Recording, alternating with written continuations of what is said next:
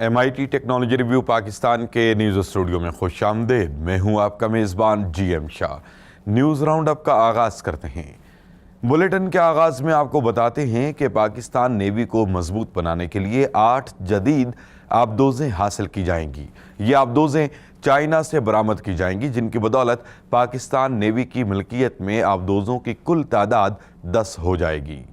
और अब आपको बताते हैं कि अमेरिकी माहिरीन ने तहकीक की है कि अपेंडिक्स इम्यून सिस्टम को तवाना रहने में मदद देता है। इसके अंदर मौजूद इम्यून सेल्स लिम्फोइड ऑर्गन के तौर पर काम करते हैं, जो बैक्टीरिया और वायरसेस वगैरह के हमले से बचने में मदद देते हैं। इससे पहले ये समझा जाता था कि इसका जिस्म में मौजूद रहना नुकसानदेह साबित हो सकता है। और अब आपको बताते हैं कि अमेरिकी माहिरीन ने एक ऐसा जदीद निज़ाम तैयार किया है जिसकी बदौलत आप अपना फर्नीचर खुद तैयार कर सकेंगे। इस निज़ाम के तहत लॉन में एक कुर्सी के ढांचे को कप बोर्ड की मदद से तैयार किया जाता है, जिसके बाद इसमें मिट्टी और बीजों का छिड़काव करके इसे पानी दिया जाता है और यूं घास फूस से लैस कुर्सी तैयार हो जाती है। इसे टेरा के नाम से मंसूब किया गया है। इसके साथ ही MIT टेक्नोलॉजी रिव्यू पाकिस्तान के न्यूज़ स्टूडियो से अपने मेज़बान GM शाह को इजाज़त दीजिए। अल्लाह निगहबान।